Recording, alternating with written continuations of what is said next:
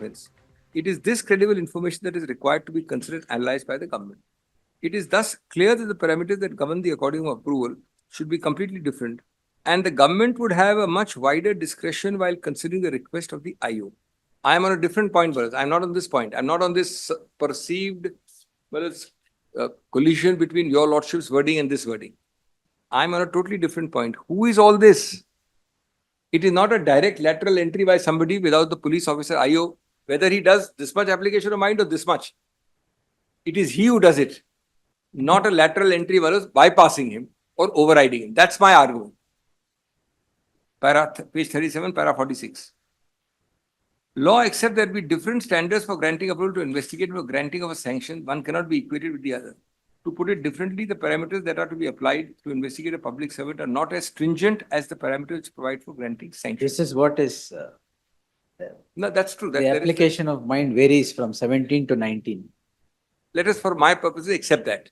Yes. I am saying, Malas, don't reduce it to the vanishing point of Lalita Kumari. Don't elevate it to that side. 19. And secondly, it still has the police officer. This lateral entry I am not agreeing to. I am trying to build up that argument. That's the second part of my argument.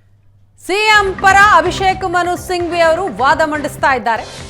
ರಾಜ್ಯಪಾಲರ ಕ್ರಮದ ಬಗ್ಗೆ ಪ್ರಶ್ನೆ ಮಾಡ್ತಾರೆ. ರಾಜ್ಯಪಾಲರು ದೂರಿನಲ್ಲಿ ಯಾವ ಅಂಶವನ್ನ ಪರಿಶೀಲಿಸಿದ್ದಾರೆ, ಯಾವ ಅಂಶದ ಮೇಲೆ ಅನುಮತಿ ನೀಡಿದ್ದಾಗಿ ಅವರು ಎಲ್ಲೂ ಕೂಡ ಹೇಳಿಲ್ಲ ಅಂತ ವಾದ ಮಂಡಿಸಿದ್ರು ಅಭಿಷೇಕ್ ಮನು ಸಿಂಘ್ವಿ.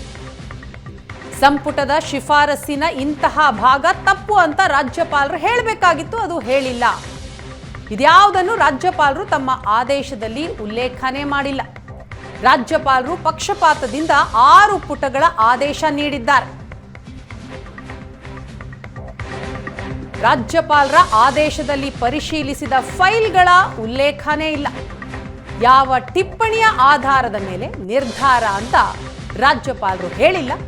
ಹೋಲಿಕೆ ವರದಿ ಬಗ್ಗೆಯೂ ರಾಜ್ಯಪಾಲರ ಆದೇಶದಲ್ಲಿ ಉಲ್ಲೇಖ ಇಲ್ಲ ಅಂತ ವಾದ ಮಂಡಿಸುತ್ತಿದ್ದಾರೆ Abhishek Manu Singhvi.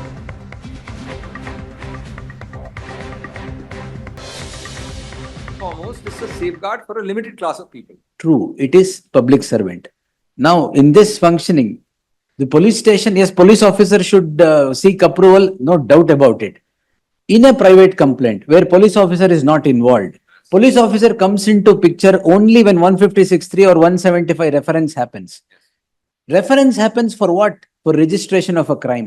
If registration of crime already happens, where is the question of approval? There, Balus, That is why that there, Balus, either the police officer only should seek is a little difficult I to... understand, but Balus, there, if that is the case in a private, but then the private complaint example can't take over all the non-private complaint cases. That's answer number 1. No. The Lordship will not read it in In a non-private complaint, obviously it will happen by a police officer. No, but then Approval will be sought by a police Then officer. your Lordship, even in that category, is giving the possibility that it can be somebody else altogether. That can't be the law. But second answer, Balus, then in that case, the magistrate will have to iron out the problem. No. That is why in that judgment, what I wrote was, in a private complaint, you are taking away the 17A approval and directly getting the crime registered. That protective filter goes away. It is rendered ocious or rendered redundant. Yes. For that reason, whoever approaches the magistrate who would wanting to register a crime against a public servant, it is his responsibility to get an approval. Without the approval, the crime cannot, no reference can be made under 156(3) is what I have said. Their police officer comes only after 156(3). What my Lord is How saying is that do you harmonize the two now? my Lord is right. The Act has not thought of this problem. They should have. But Balus, 156(3), should it not be coming after 17A stage, Balus? Yes, that is what I have written. That is exactly what I have written.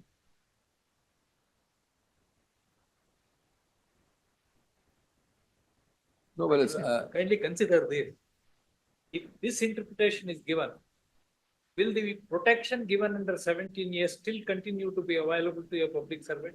If you allow anybody and everybody to walk in and seek protection? No. That is exactly why 17A is made applicable to private complaints also. See, now imagine a hypothetical circumstance that 17A, one complaint is registered before the Lokayukta. the Lokayukta police will seek approval of the competent authority under 17A and try to invest and register FIR, begin investigation. Now that procedure will be obviated. Ultimately, what the complainants would want, registration of a crime against a public servant. Now 17A is a bar. If private complaint is a stranger or citizen, any criminal law can be set into motion by anybody. So they go before the magistrate, register a complaint under under section 200 for various offences, including PC Act. Now straight away reference is made for it is referred to the Lokayukta. FIR is registered, investigation commences. Where is 17A? The very purpose of 17A is lost. That is the reason private complaint also. The other, this is of course, one of the, if I may say, the casus omissus possibly in the act also. Casus omissus, yes. That's not your lordship's problem, that's not my problem. that's Yes, your that is the problem. legislature. That's the, Well, is it possible to say that the 156(3) must come and then you go through 17A after that? Because 156(3) brings in the magistrate. And then well as the private complaint goes on. But then before you proceed further, the 17A approval comes. That's another way of looking at it. I'm just thinking. that can also be done. But prior to beginning of investigation against a public servant, 17A compliance is mandatory. That is what exactly I've said.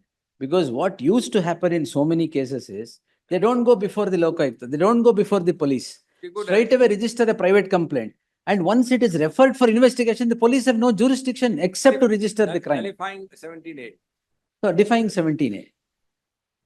Fact, question of locus did not arise either in Dr. No, locus is alien to criminal law, sir. A locus to apply, locus to apply is, Either in Dr. No. Ashok. locus to apply would, locus would become applicable to the person who wants the complaint to be registered. Now the police officer wants to investigate, he will seek, that is under the act. Now the complainant wants a private complaint to be registered against a public servant for offences under the PC Act, he will seek. So there is a problem. The only thing I can think of is that there is a 156(3) going to the magistrate and some procedure of 17A follows that. That's one way of looking at it, Wallace, but. We'll see, we'll try to harmonize in this case. Anyway, your lordship is good, Wallace, because Yes. if 156(3) goes first and 17A follows, your lordship is having fidelity to both. That's what I was just trying to think out. But there may be some other problem I'm not able to think out immediately, Wallace. No, why I wrote that order was, I'm trying to, otherwise 17A becomes. The lordship may consider this, that your lordships should preserve the primary filter of the police officer. One way of preserving it is to have the 17A cases in a private complaint go through the filter, of course, as it does through a 156(3), followed by the requirement to get a 17A. Well, accept that. Now, in a given case, 17A approval will be sought. For what? It may not proceed further. No, but Wallace, your lordship is only concerned with the approval being sought and going through a police officer's filter. It may That's not what, be whether given it is the except when police officer or the person who sets the criminal law into motion. Wallace, it can be with 156(3), there is some greater harmony as I see it here, Wallace. Any magistrate may order an investigation in Yes. 156(3). Order an investigation. But Wallace, if 17A has to have meaning, then why No, can't? now against a public servant also, a magistrate can order investigation. But then, exactly. But then, because he's a public servant. 17A should be there. Exactly. That's exactly what I've written. But Wallace, after the entry of 156(3), 29.5. Wallace, I have tried to answer it somewhere lower down, Wallace, but let me just read through it. These are only two answers, Wallace. The harmony can be that your lordship does not render a 17A to be No, diluted. the language in 17A is no police officer shall commence inquiry or investigation. Fair enough. All three covered. All three are covered. All three, no problem. No police officer can commence without prior approval under this provision by the competent authority. Technical sense, the magistrate. Who seeks the approval is not there in the statute. That is a separate matter, Wallace, whether locus is not there, criminal law has locus or not, all that is separate. My point is, whoever it is, let's say.